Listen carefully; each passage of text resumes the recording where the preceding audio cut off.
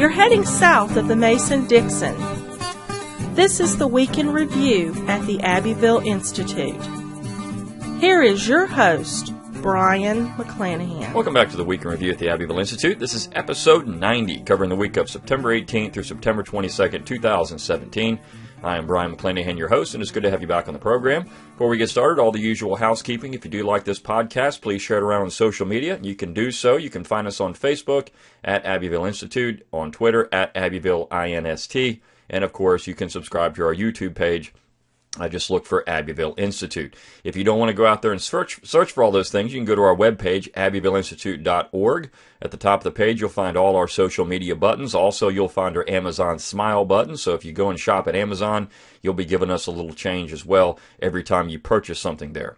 Also on our webpage, if you give us an email address, we'll give you Kirkpatrick Sales Emancipation Hell for free, and you will get our Daily Dose of Dixie Monday through Friday, along with our weekend email, the Week in Review, either Saturday or Sunday, which includes a link to this podcast.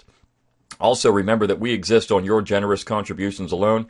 If you do like what we do at the Abbeville Institute and you want to support our mission to explore what is true and valuable in the Southern tradition, please consider making a tax-deductible contribution to the Institute. It will help us keep the lights on, help keep the podcast going, help keep the website up, and of course, help us deliver high-quality programs to you. All the stuff we have on the website is free. Over 200 lectures. All the articles, we're over 1,000 now. All of that material is free, so you giving us a little bit of change here and there helps keep all that stuff free for the general public. Okay, so let's talk about the material we had this week, and a lot of interesting stuff. And in fact, I want to start with something that wasn't on the website. It was something that Clyde Wilson actually sent me. It was a New York Times opinion piece by David Brooks.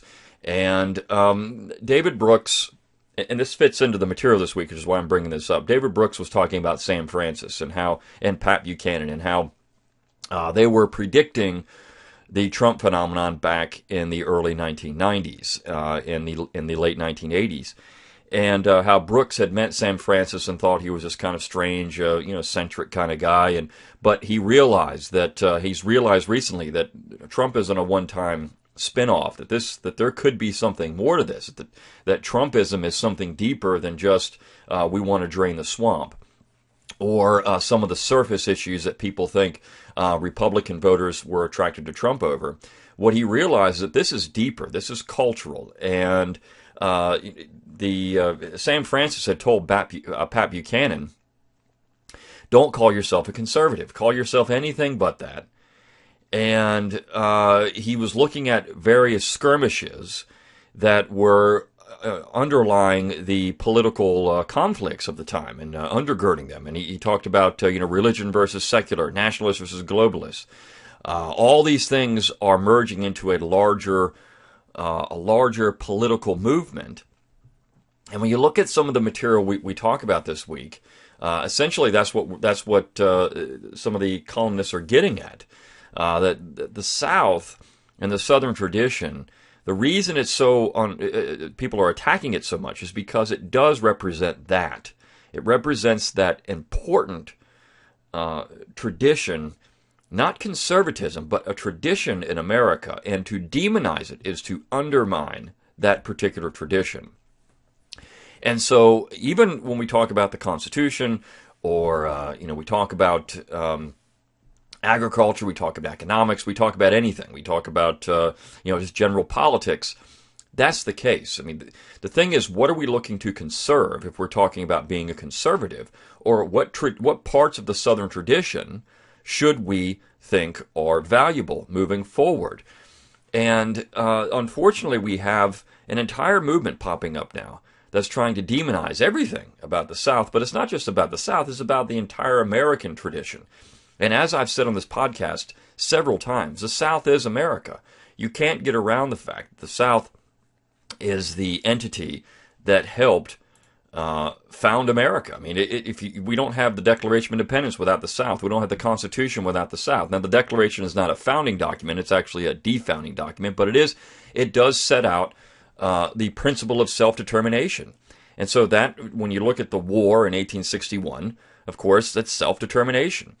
Somebody asked me the other day on social media, or it might have been an email, and I'll probably address this in my own podcast at one point, but Okay, we can look at the 13 British North American colonies and say, yeah, they were able to gain their independence, but what about all the other territory? And this is an argument that's often made against secession. What about all the other territory? The United States purchased Texas, or purchased, Florida, and they purchased the Louisiana Purchase, and they purchased the Mexican Cession, and so all that territory.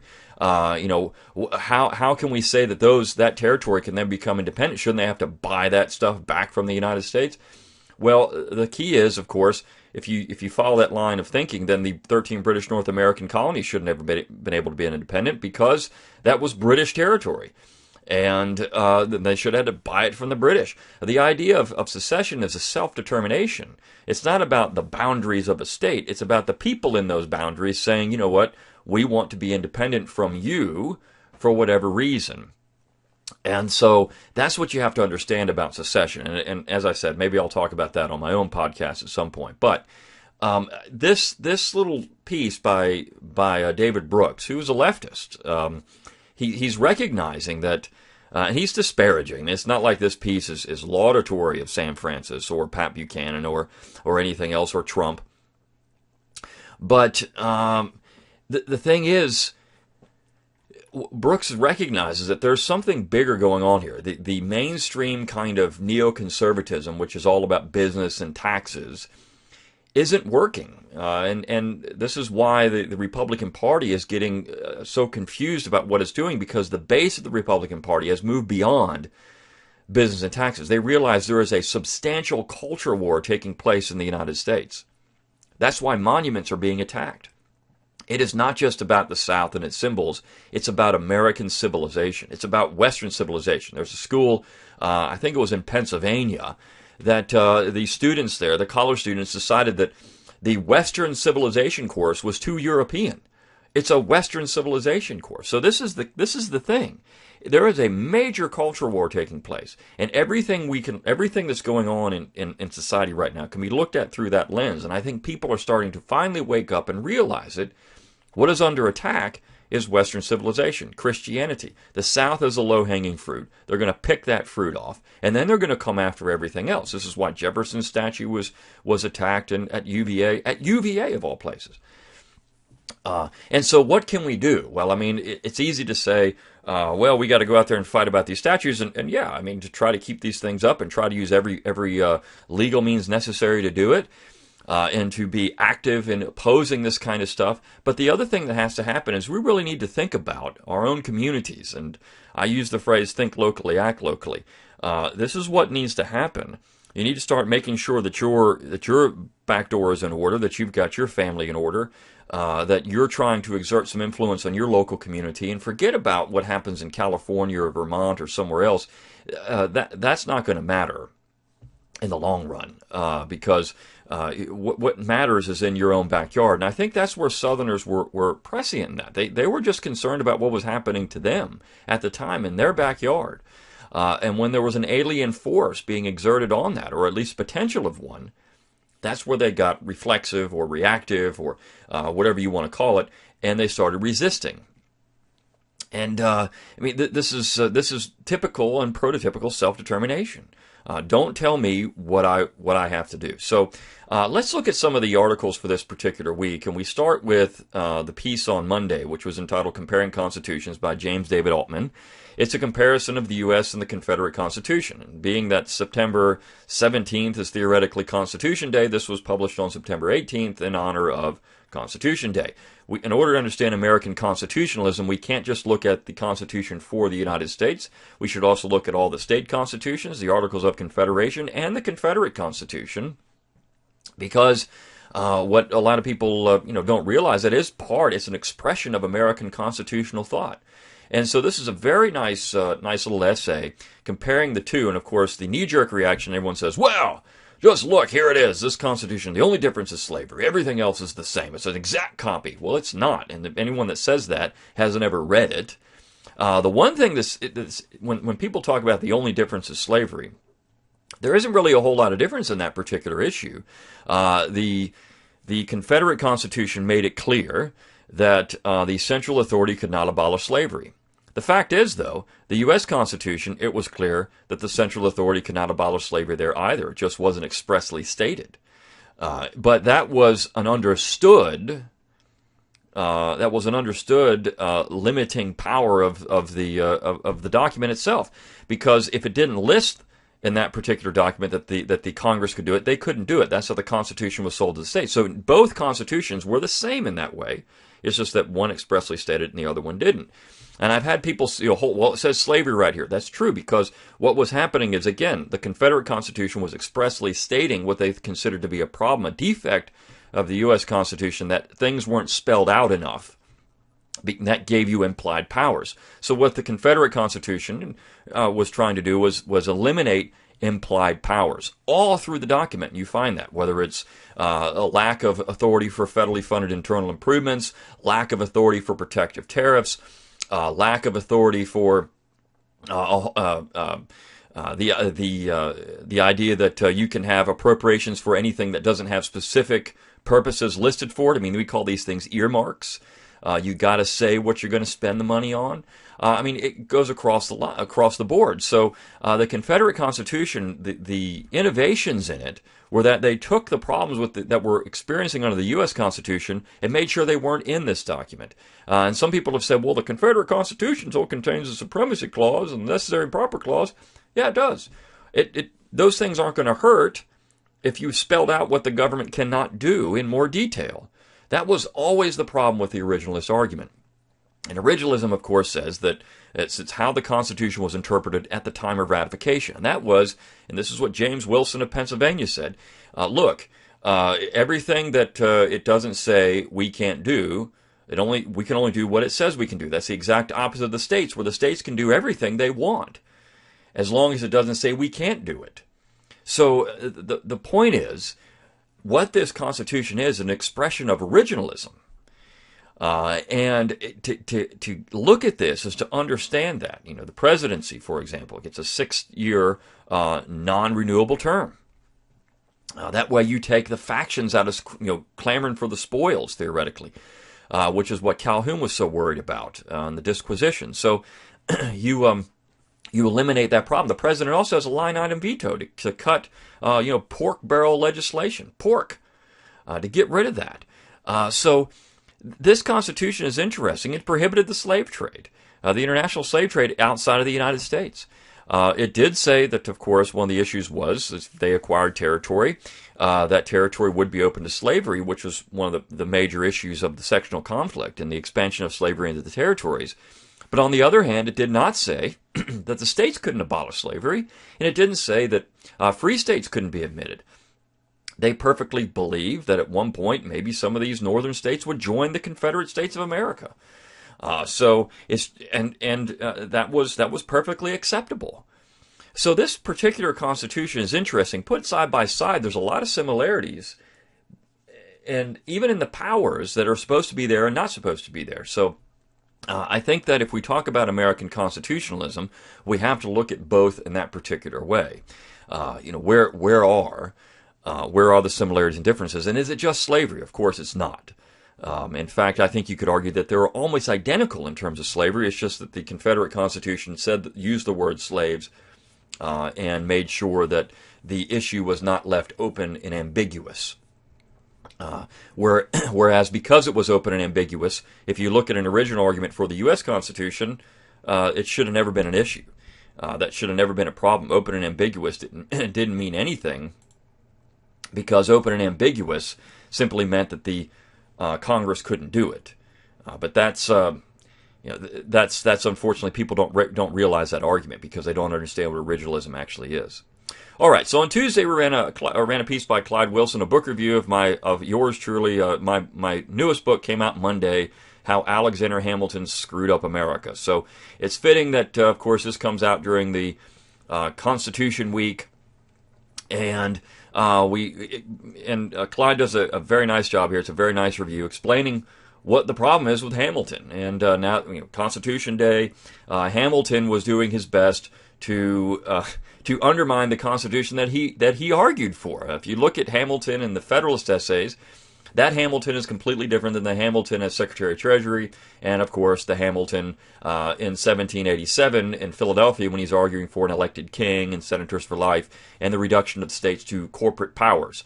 But of course, that Hamilton nobody really talks about. They talk about the Hamilton in the musical, and they think that we live in Hamilton's America and we're happy with this massive bureaucratic state with central banking and all the things that's done to us. So see, this actually gets to the heart of what, when we talk about the next three pieces, what's happened to America. Hamilton's America is the antithesis of the corporate.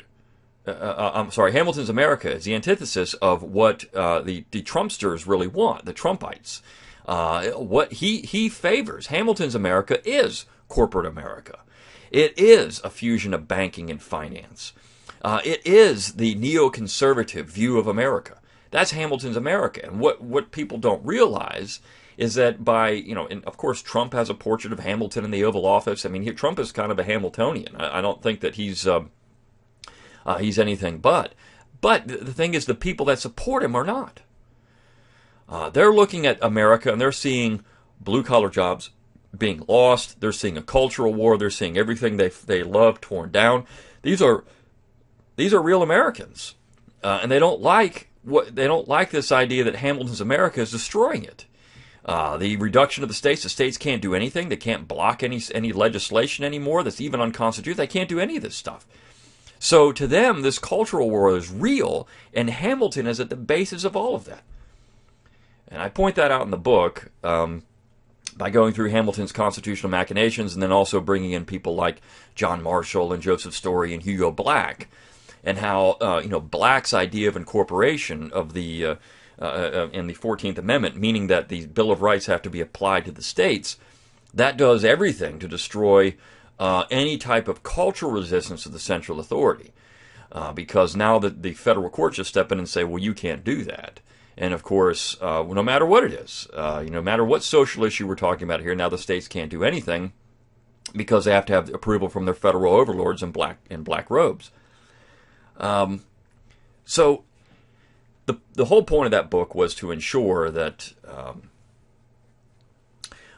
we have a vision of Hamilton that's in line with what he really did to America, which was give us this implied powers nonsense.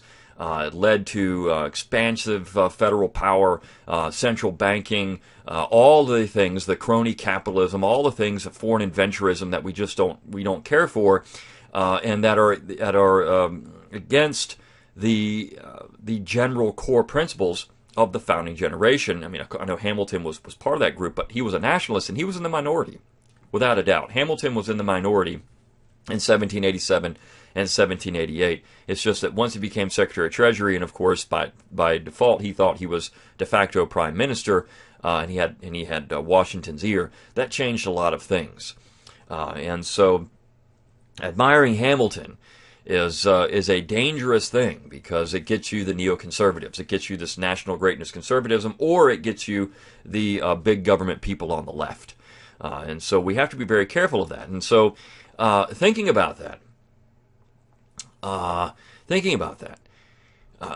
When you look at Boyd Cathy's piece on Wednesday, The Historical Folly of Nothing But Race, again, this is the idea that you can take an issue like race and say, all right, everything has to be viewed through the lens of race. All Southerners, all they cared about all the time was race. That was it. And he says this is doing the South a tremendous disservice because there were some real statesmen who were concerned about things other than race. He actually had a very interesting paragraph in this particular piece. First he says, yet it would be a major mistake to see race as the only causative factor in this process. Indeed, although racial issues certainly existed, larger questions of social, economic, and cultural dislocation, the breakup of community, and above all, the legitimate, well-grounded fear of the loss of local and individual liberties as the federal government assumed more power and more direct authority over how individuals and families ran their own lives. Figured, if not so visibly, even more significantly. This was exactly what David Brooks was saying, that Sam Francis was talking about. There was something bigger than just race. There were other things going on here. And then he points out something he found as a Jefferson Fellow, a grad student at the University of Virginia, when he was doing some research. He said while he was researching the North Carolina Constitutional Convention of 1835, he expected to find concentration on slavery and the need to defend at all costs the peculiar institution. He said, quote, "But rather I discovered that free blacks with property freeholders had voted in North Carolina prior to that year and since the Revolution, and that during the lengthy convention debates, most of the state's prominent conservatives, both Democrats and Whigs, defended the suffrage of propertied free blacks. Such notables as State Chief Justice William Gaston, Judge Joseph Daniel, and Secretary of the Navy John Branch under President Jackson all opposed the change.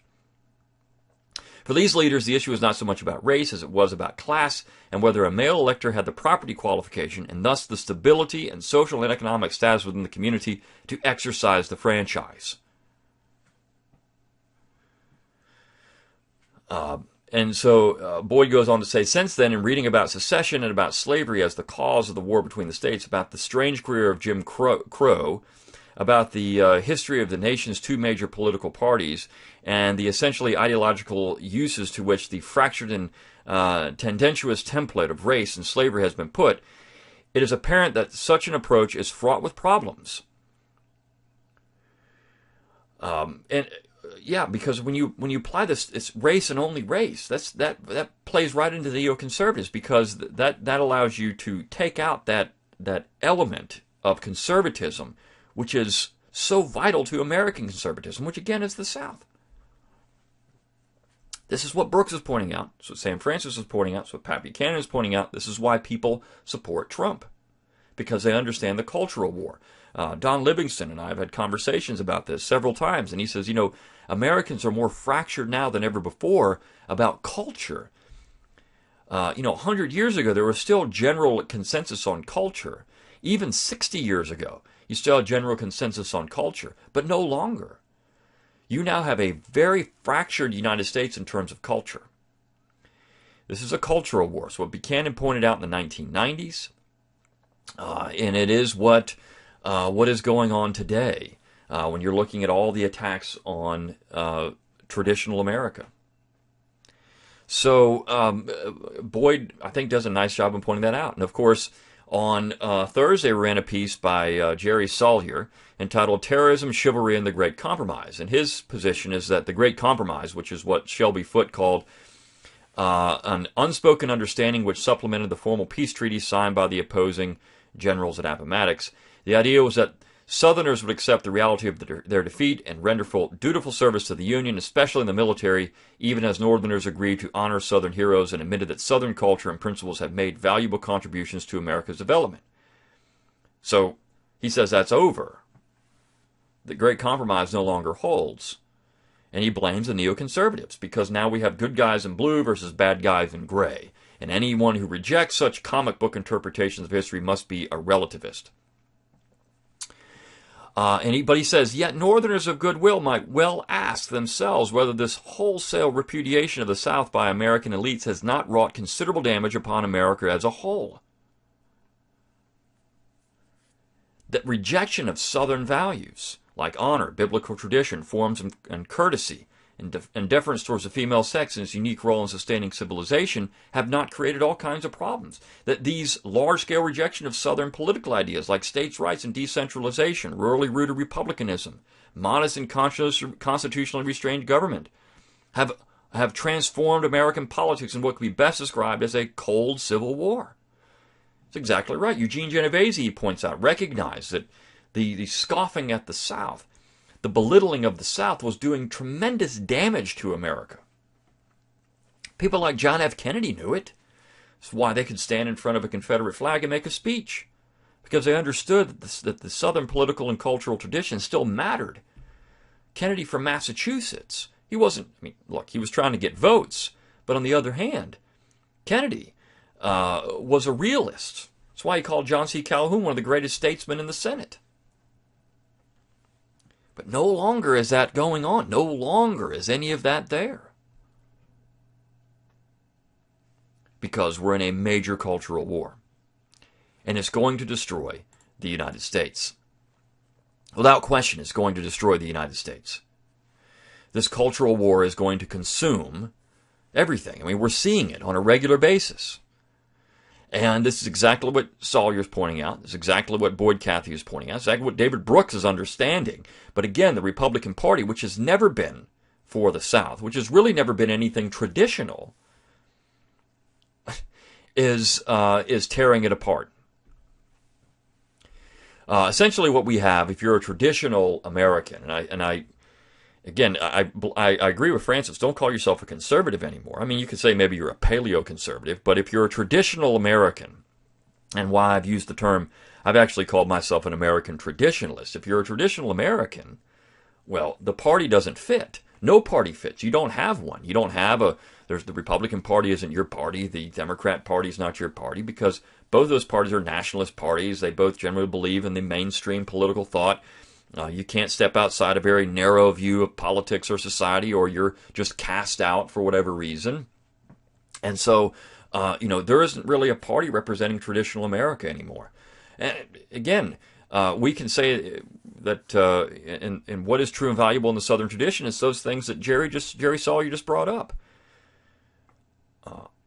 honor, frugality, gallantry towards women. A fiscal restraint in government, states' rights, decentralization, all of these things that are very much the valuable parts of the Southern tradition, which by default was in many ways the American tradition.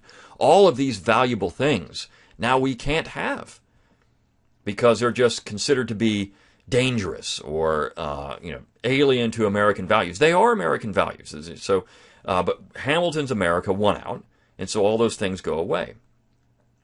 And we conclude the week with a piece entitled "What's Happened to the Southern Heartland." This piece was actually written in 1987 by the late Anthony Harrigan, and he's talking about the disappearance of small farms and what that's going to do to America.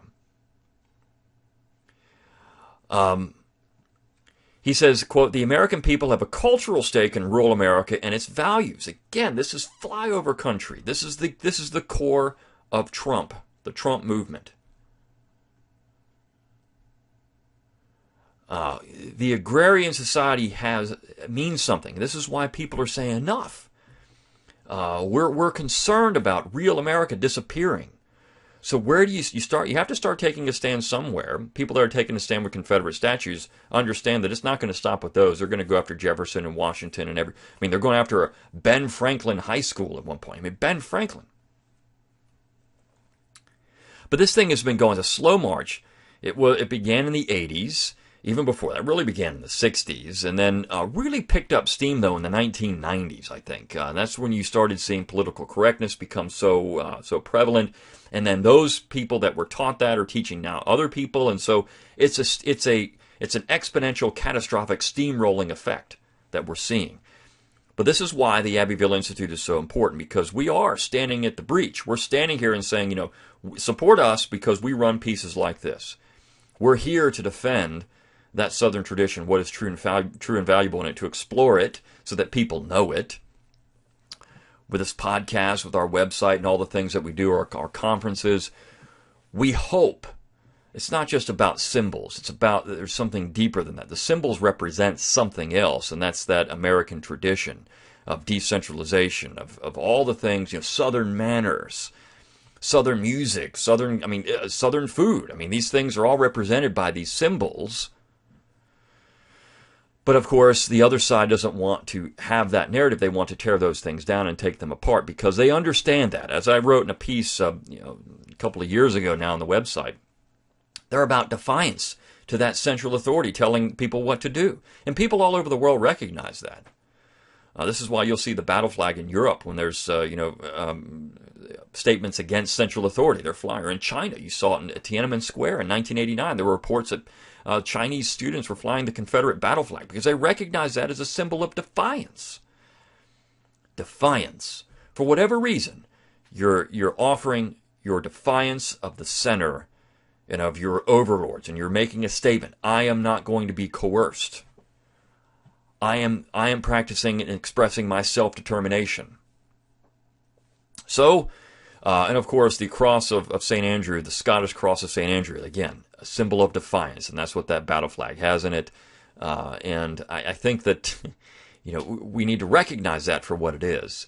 But this cultural war is what we're really facing today. It's deeper than just a statue or a flag. It is a cultural war. And traditional American culture is being torn down across America, and it's not going to stop with Southern symbols. And so that's something we have to recognize. And, why we need to, again, think locally, act locally, sweep around your own doorstep, understand that didn't begin in 1861. It began before that in terms of political problems with Hamilton. Look at American constitutionalism as originalism as a real case for federalism, which is important, and then try to make sure that your own family, your own community is invested with this belief in American culture and traditional American society. That's what we have to hang on to. That's really what's at stake here. I'll see you next time. Hope you enjoyed it. Good day.